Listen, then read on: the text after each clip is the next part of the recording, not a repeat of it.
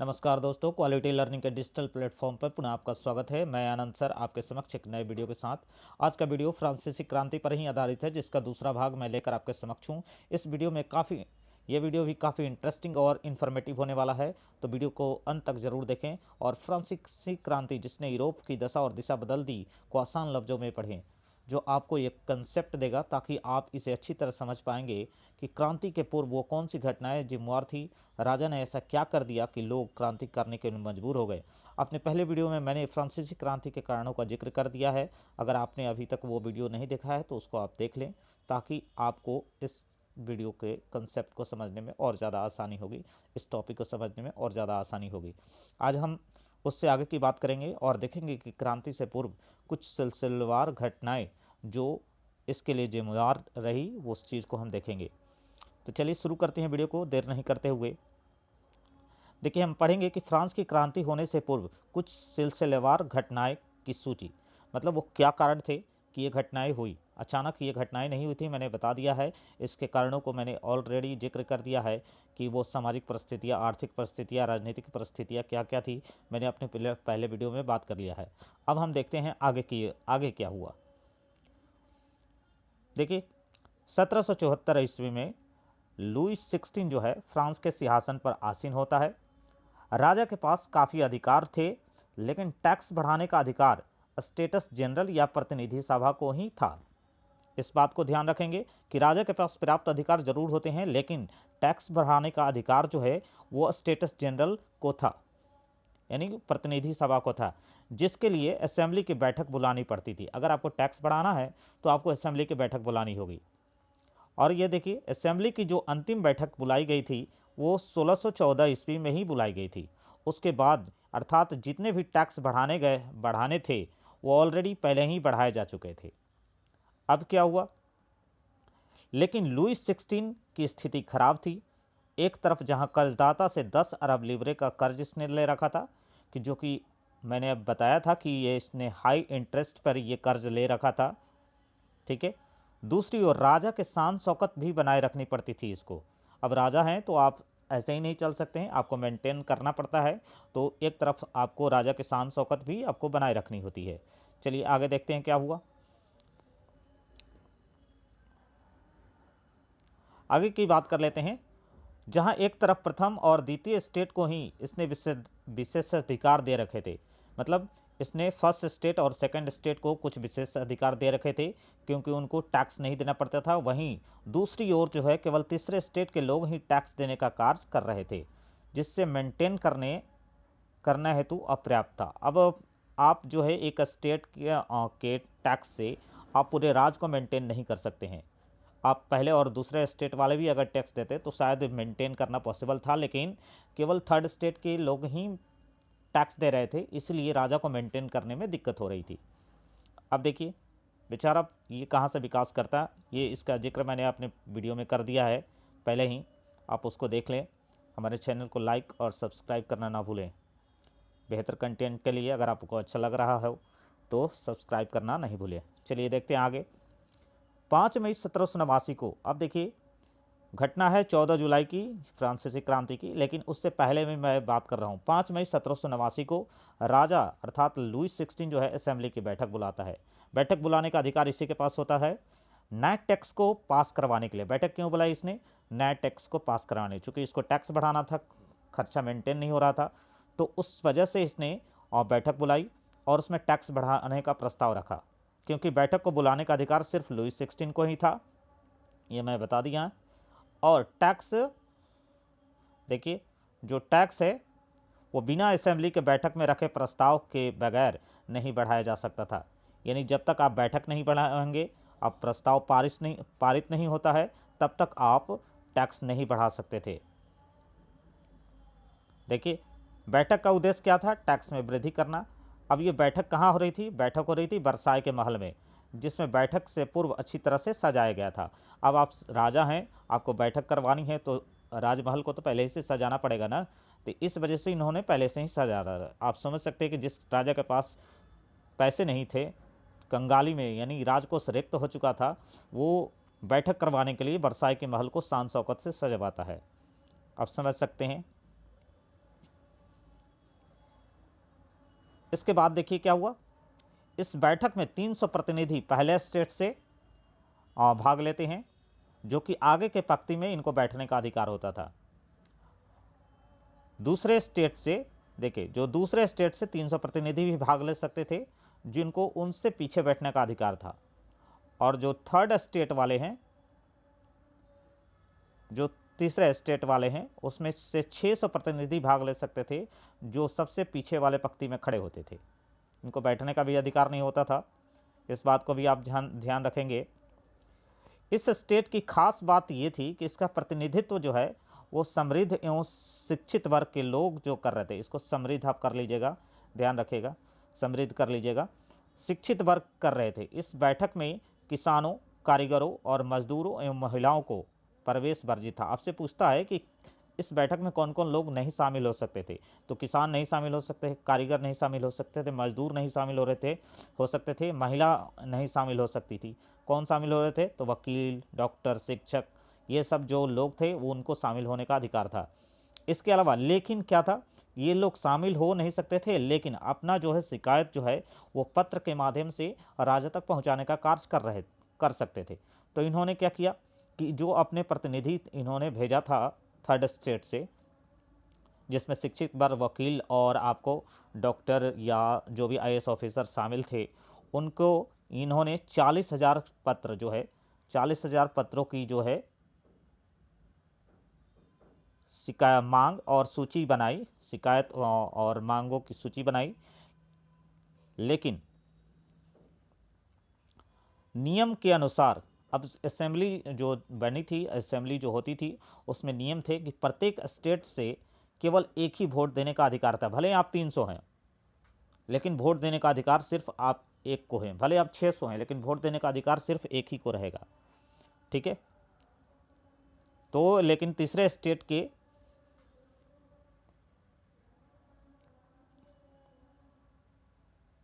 अब देखिए, तीसरे स्टेट के लोगों ने क्या मांग रख दी, ये मांग रख दी कि सभा में उपस्थित सभी प्रतिनिधियों को एक एक वोट देने का अधिकार दिया जाए। अब आप फर्स्ट स्टेट से 300 गए हैं, सेकंड स्टेट से 300 गए हैं और थर्ड स्टेट से 600 लोग गए थे। तो उन्होंने क्या कहा कि जो एक वोट देने का अधिकार होता था हर स्टेट से, अब वो नहीं होगा।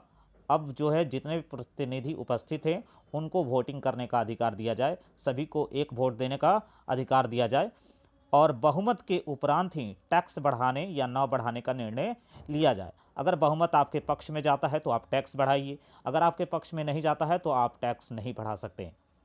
लेकिन सम्राट ने इस प्रस्ताव को अस्वीकार कर दिया, जिससे तीसरे स्टेट के लोग ने इसका विरोध करते हुए सभा से ये लोग बाहर आ गए। ठीक है। जब ये बाहर आ गए, ये घटना है 5 मई की। अब आते हैं 20 जून को क्या हुआ। देखिए, 20 जून को 1789 को थर्ड स्टेट के लोग जो है टेनिस कोर्ट में जमा होते हैं और वे अपनी खुद की असेंबली बनाने का फैसला करते हैं। ठीक है। जिसका नेतृत्व जो है, देखिए, जिसका नेतृत्व कौन कर रहा था, मिराबियो कर रहे थे और आवासीय कर रहे थे। मिराबियो और आवासीय, ये मैं आगे जिक्र करूंगा कि कौन है। अब यहां देखिए,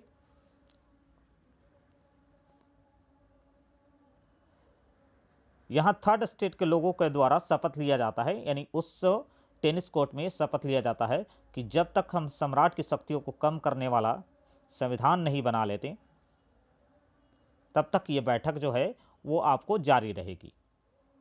देखिए, हम संविधान नहीं बना लेते हैं तब तक ये बैठक क्या रहेगी, जारी रहेगी। अब मैंने आपको बताया था कि ये जो नेतृत्व कर रहे थे थर्ड स्टेट के, मिराबियो, ये कौन थे, तो मिराबियो जो है ये कुलीनबर्ग से आते थे। कुलीनबर्ग मतलब आपको कह सकते हैं सेकंड क्लास से थे, या यूं कहे तो दूसरे स्टेट से ये बिलोंग करते थे। लेकिन जो सामंतिक विशेषाधिकार वाले जो समाज था, जिसको इन्होंने दे रखा था, फर्स्ट स्टेट और सेकंड स्टेट वालों को कुछ विशेषाधिकार इनको प्राप्त हो जाते थे जन्म से ही, उसके ये खत्म करने के पक्षधर में थे। समाज को खत्म करने के ये पक्षधर में, यानी ऐसे समाज वो नहीं चाहते थे जिनको विशेषाधिकार जन्म से ही प्राप्त हो जा रहे हैं। ठीक है, इसके वो पक्षधर नहीं थे। तो इन्होंने थर्ड स्टेट का नेतृत्व किया था। अब देखिए, आवासीय की बात कर लेते हैं। आवासीय जो है एक पादरी था जो कह सकते हैं चर्च वर्ग से आते थे, जो प्रथम स्टेट से ये आते थे, लेकिन इन्होंने थर्ड स्टेट के प्रतिनिधित्व करने थे। अब सोचिए कि ये फर्स्ट स्टेट से आते हैं जिनको पहले से ऑलरेडी विशेषाधिकार प्राप्त थे, लेकिन फिर भी इन्होंने थर्ड स्टेट में आकर नेतृत्व किया।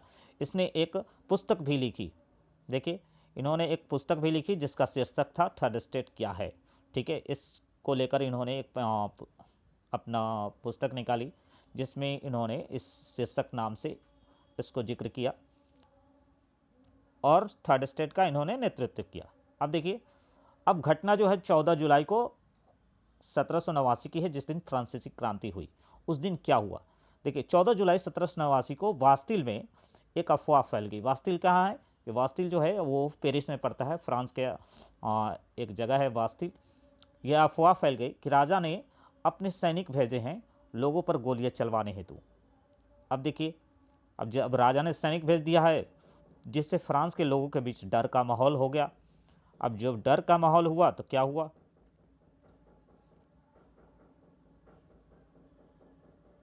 और लोगों के पास अब विकल्प नहीं थे, तो लगभग 7,000 लोग आदमी और औरतें टाउन हॉल के सामने इकट्ठा होते हैं और अपनी खुद की सेना गठित करने का ये फैसला करते हैं कि भाई जब सैनिक भेज दिए हैं तो अपने बचाव में कुछ ना कुछ तो करना चाहिए। तो इन्होंने भी क्या कर ली, अपनी एक सेना बना ली। अब क्या हुआ कि अब सवाल उठता है कि आपने सेना तो गठित कर लिया, लेकिन सेना बिना हथियार के क्या कर सकती थी भाई? आपके पास तो कुछ हथियार तो है नहीं, आप तो एक आम आदमी हैं, तो आप क्या कर सकते थे?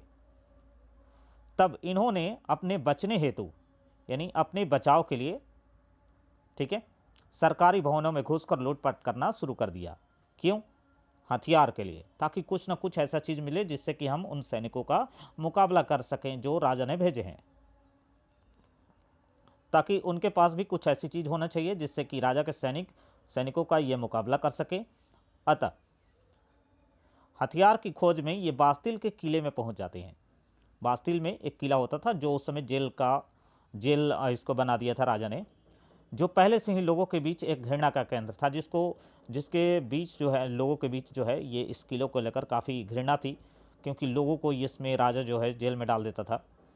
तो ये पहले से ही घृणा के केंद्र था लोगों के बीच, क्योंकि इनको ये आशा थी कि उन्हें वो वहाँ बंदूक गोला बारूद मिल सकेगा। अब इनको ये आशा था कि हम उस किले के पास जाएंगे जो कि जेल हुआ करता था, तो ज़रूर वहाँ बंदूक गोला बारूद यहाँ कुछ ज़रूर होगा जिससे कि हम अपनी रक्षा कर सकेंगे। आगे देखिए क्या हुआ।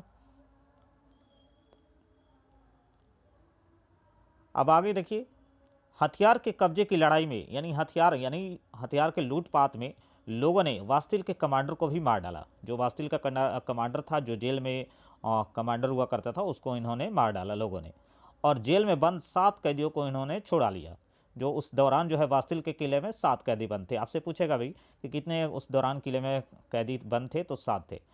लेकिन यहाँ भी उन्हें निराशा हाथ लगी, यानी वहाँ भी इनको बंदूक, न ही गोला बारूद मिला, न ही बंदूक मिला। लोगों ने पीछे हटने के बजाय राजा के खिलाफ खड़े होने का फैसला किया। अब कहा कि जब हमने क्रांति शुरू ही कर दी है तो पीछे हटने का कोई मतलब ही नहीं बनता, हम खिलाफ लड़ेंगे।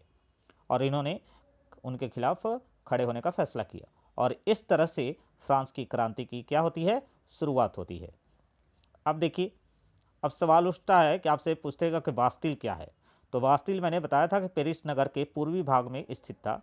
यहाँ निरंकुश राजा किसी को भी इसी जेल में बंद कर देता था।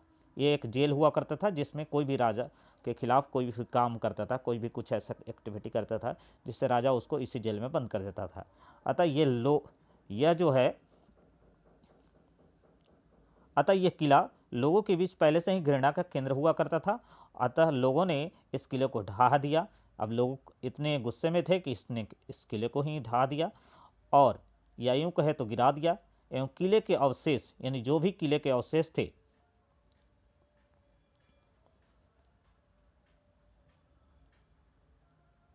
उन लोगों को बेच दिया जो इसे एंटी पीस के रूप में अपने पास रखना चाहते थे।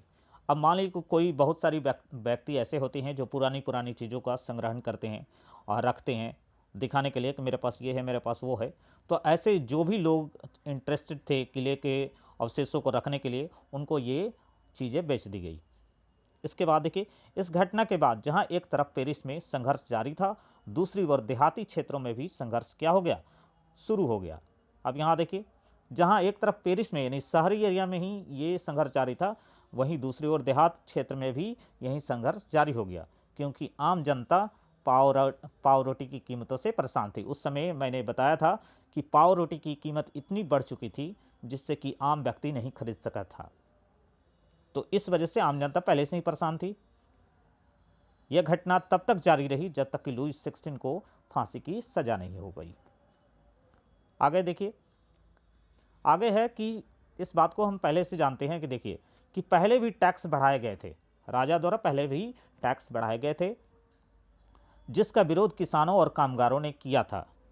लेकिन इनमें सामाजिक और आर्थिक बदलाव लाने के लिए न तो इनके पास पर्याप्त साधन थे और ना ही कोई कार्यक्रम या योजना थी, ना ही कोई इनको नेतृत्व करने वाला था, ना ही कोई इनके पास पर्याप्त साधन थे, ना ही कोई इनके पास कोई कार्यक्रम था या कोई योजना थी जिससे कि वो इसका विरोध कर सके। लेकिन इस बार क्या हुआ, इस बार जो है इसकी जिम्मेवारी जो है तीसरे स्टेट के उस समूह ने उठाई जो पढ़े लिखे थे। अब देखिए, पढ़े लिखे व्यक्ति जो हैं इन्होंने इसकी जिम्मेवारी उठाई। उस दौरान किसी ने ये जिम्मेवारी नहीं उठाई थी, जिसका वजह से टैक्स बढ़ा दिया गया विरोध होने के बावजूद भी। लेकिन इस बार टैक्स बढ़ाने की जब ये बात हो रही थी राजा द्वारा, तब इसका विरोध करना शुरू कर दिया गया। अब देखिए क्या हुआ, तो इसकी जिम्मेवारी कौन ले रहे थे, इसकी जिम्मेवारी जो अमीर हुआ करते थे, यानी जो थर्ड स्टेट के ऐसे लोग ले रहे थे जो अमीर थे, जो पेशे से वकील थे, शिक्षक थे, आईएएस ऑफिसर थे इत्यादि शामिल थे। इन्होंने राजा के खिलाफ आवाज़ उठानी शुरू कर दी और केवल इनका मानना था, देखिए इनका क्या मानना था कि केवल तीसरे स्टेट के लोग ही क्यों टैक्स दे भाई, पहले और दूसरे स्टेट के लोगों से भी आपको समान रूप से टैक्स लेना चाहिए। इसके अलावा देखिए कुछ दार्शनिक जिन्होंने आग में घी डालने का काम किया, वो उन्होंने देखिए कई दार्शनिक जैसे जॉन लॉक हैं, रूसो हैं, मॉन्टेस्क्यू हैं, इन्होंने अपने विचार प्रस्तुत किए, जिससे इनका मनोबल क्या हो गया और बढ़ गया। अब बढ़ गया इनका मनोबल किसका, उन वकीलों का, शिक्षकों का, डॉक्टर का और फ्रांस की जनता का। अब देखिए इनका मानना था कि इनका क्या मानना था कि किसी भी व्यक्ति की सामाजिक हैसियत का आधार उसकी योग्यता होनी चाहिए। ठीक है, इनका ये मानना था कि किसी भी व्यक्ति की सामाजिक जो हैसियत होती है ना, कौन बड़ा है कौन छोटा है, ये योग्यता पर आधारित होना चाहिए। ठीक है, न कि एक विशेष वर्ग में जन्म लेने से आपको वो अधिकार प्राप्त हो जाते हैं। तो राजा और इनका ये भी मानना था कि जो राजा के जो दैविक अधिकार हो रहे इतने भी नहीं होने चाहिए ताकि वो जनता का क्या कर सके, शोषण कर सके। मतलब राजा के पास इतने अधिकार नहीं होने चाहिए कि जब चाहे तब टैक्स बढ़ा दे, जब चाहे तब जेल में डाल दे, ये मनमानी नहीं होनी चाहिए, इतने भी अधिकार राजा के पास नहीं होनी चाहिए। इनका यह भी मानना था कि सरकार के अंदर किए जाने वाले कार्य जो विधायिका, कार्यपालिका और न्यायपालिका के अनुरूप होना चाहिए। यानी सरकार के अंदर जो भी कार्य किए जा रहे हैं वो किसके अनुरूप होने चाहिए, विधायिका, कार्यपालिका और न्यायपालिका के अनुरूप होना चाहिए। अब यहाँ देखिए, क्योंकि जब अमेरिका के 13 उपनिवेश आज़ाद हुए, जिसको लुई 16 ने ठेका लिया था आज़ाद करवाने के, इसके लिए 10 अरब लिब्रे का कर्ज लिया था कर्जदारों पर हाई रेट पर। तो जब इसने 13 उपनिवेशों को आज़ाद करवाया तो उन्होंने भी इसी मॉडल का पालन किया, यानी उन्होंने भी यही मॉडल अपनाया था, यानी कार्यपालिका, विधायिका और न्यायपालिका मॉडल को अपनाया था। तो फ्रांस को भी इसी मॉडल को अपनाना चाहिए, ये उन लोगों का भी मानना था। किनको, उन वकीलों को, उन शिक्षकों को, उन आईएएस ऑफिसरों को, उन डॉक्टरों को जो शिक्षित वर्ग से थे, और साथ में फ्रांस की जनता को। इस विचार को धीरे धीरे अखबारों के माध्यम से प्रकाशित किया जाने लगा, पुस्तकों के माध्यम से भी इसे प्रसारित किया जाने लगा, जिससे क्या होगा, दार्शनिकों ने भी इस बात को लेकर बहस होने लगी, यानी डिबेट होने लगी। जब डिबेट होने लगी, ताकि यह बात जो है, ये डिबेट क्यों हो रही थी, ताकि ये बात आम जनता को अच्छी तरह क्या कर सके, समझ में आ सके, लोग अपना राइट जान सके कि हमारी राइट क्या है। इसी बीच लोगों के बीच खबर फैल गई कि राजा फिर से टैक्स बढ़ाने वाला है और लोगों को लगा कि यहाँ खाना को तो सही ढंग से मिल नहीं रहा है, फिर राजा टैक्स कैसे बढ़ा सकता है। तो इस वजह से भी ये क्रांति होना तय हो गया था। इसी तरह से हमारे चैनल पर बने रहिए। वीडियो के तीसरे भाग में हम आगे की देखेंगे, फ्रांसीसी कहानी पर आधारित होगी। तब तक के लिए धन्यवाद। आपका दिन शुभ हो।